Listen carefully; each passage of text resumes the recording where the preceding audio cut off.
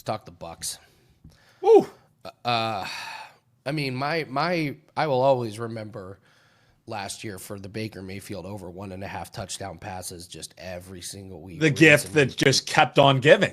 And the number wasn't even bad. Like that was truly the rinse, wash, and repeat. And it kind of underscores what the really, latter half of the career of Baker Mayfield has been, is just sneaky, solid production through and through.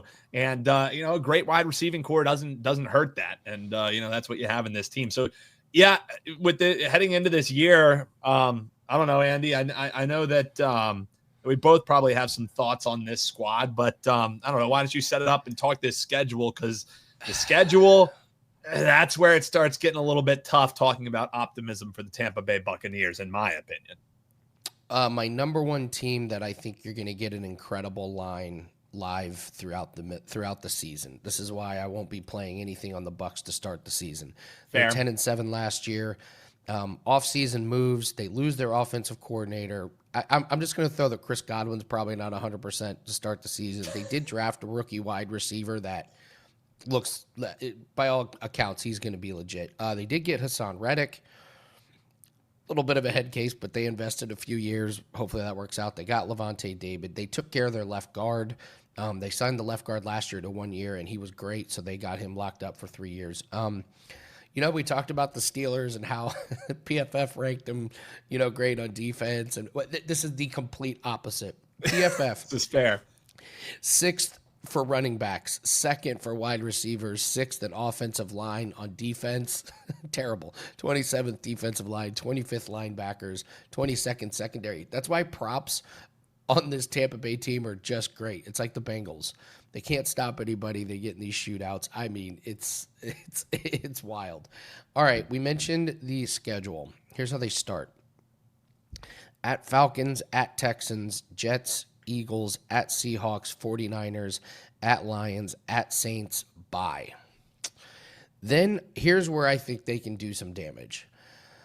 They go Patriots at home. They go at Bills, at Rams, Cardinals, but then they finish. I don't know if it gets better than this. Saints, Falcons, at Carolina, at Miami, home Carolina. That has got the Carolina is what gets you there. You know what I mean? I think Carolina's not great. Yeah, I think they split with Atlanta, but at least, you have a Miami team. What are they going to look like? They're a kind of team who seems like they always start off strong and then fade off. So you're getting them historically on what's going to be a good spot.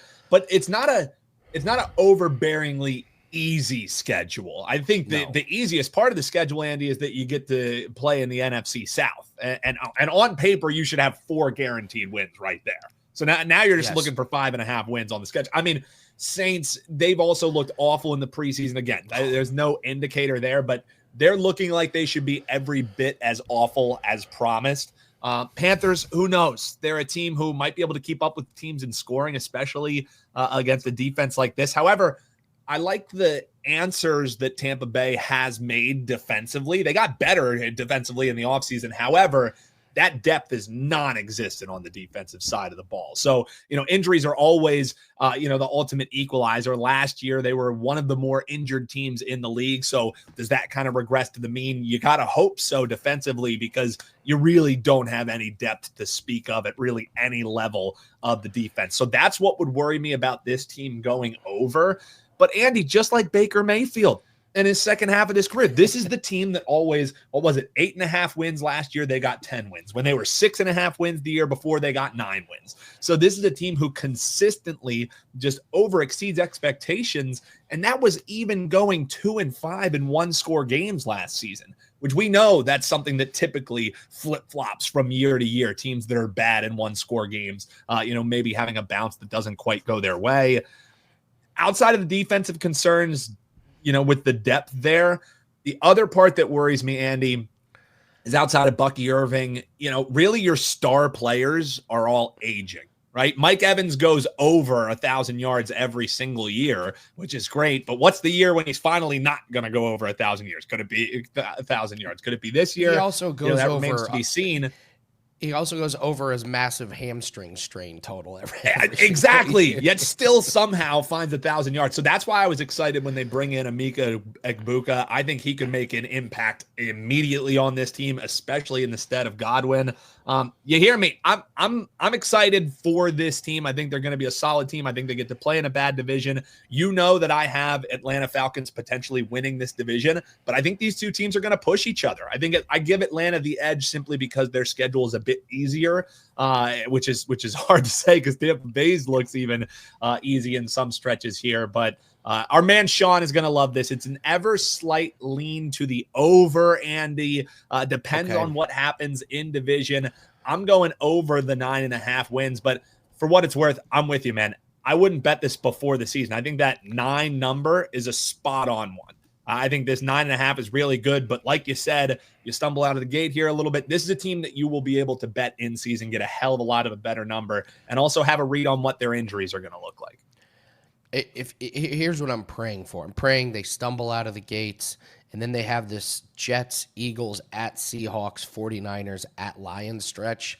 Yeah. I want to see some losses there because then I get them at Saints and then a bye. Oh, give me 7.5. Give me a great 7.5, 8.5. Well, and JP makes a good point here. Is it kind of is the race to 9 or 10 for winning this division, right? That's where it's who gets there. So you might not need to expend some stuff down the stretch if the Falcons fall off a little bit, because I doubt you're going to be getting pushed by this version of the Saints and this version of the Panthers, right? Agreed, 100%. I will say for the purposes of this segment, lean over, but don't bet. This is going to be. It's no way is it a bet, but man, this is going to be a great team to bet props on. This is going to be a great team in season on their win total. So, Egbuka is also a great fantasy late round pick. Or if he's on waivers, just so you know, for you fantasy players out there, I'm very bullish on him. I think he's going to fit in very well with Baker. Absolutely. Isn't it funny? Baker gets out of the Browns organization and flourishes. It's just like good. It's that organization just sucks. Death taxes and players being better when they're out of Cleveland. Those are the 3 guaranteed things in the world.